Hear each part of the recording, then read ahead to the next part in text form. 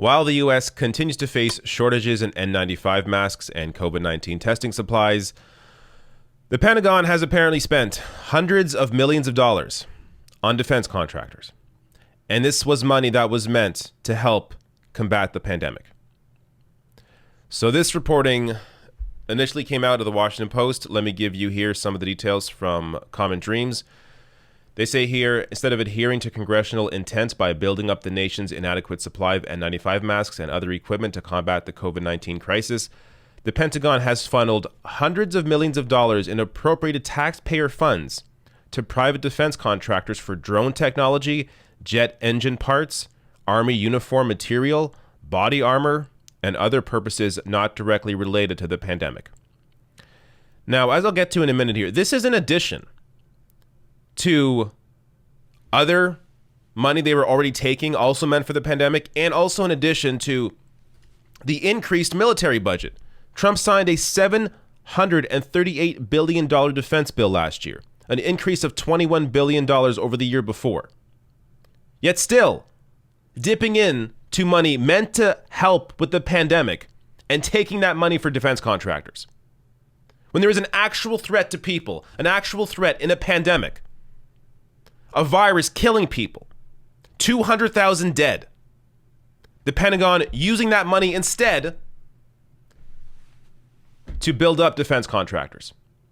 That's where your taxpayer money is going.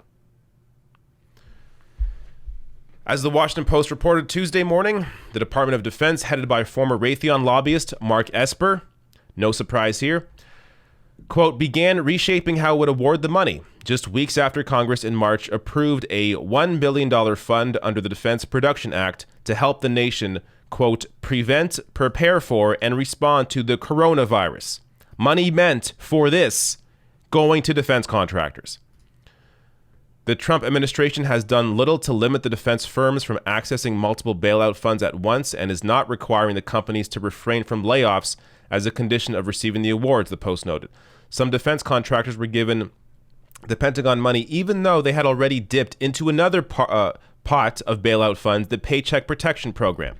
So even though they dipped into that, even though the military budget increased, they still used hundreds of millions of dollars for defense contractors.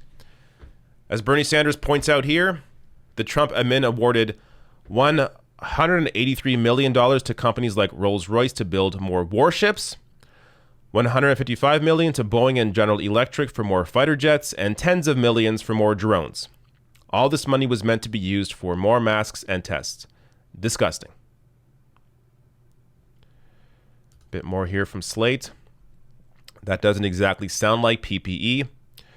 Department of Defense officials contend that they have sought to strike a balance between boosting American medical production and supporting the defense industry, whose health they view as critical to national security, the Post reports.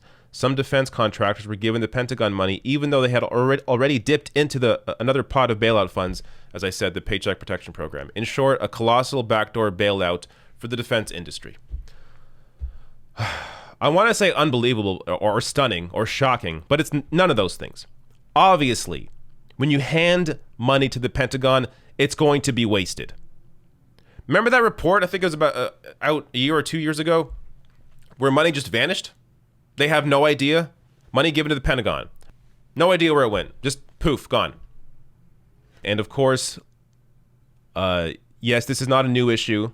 This has been an issue under Democrats and Republicans, but in the era of Trump, I mean, I'm reminded of Rand Paul a few weeks ago at the RNC, discussing how Trump is the anti-war president.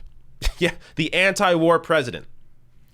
Increasing the military budget, increasing troops in the Middle East, allowing this kind of money to be wasted on armor, fighter jets, whatever else, drones, crap, instead of actually helping people.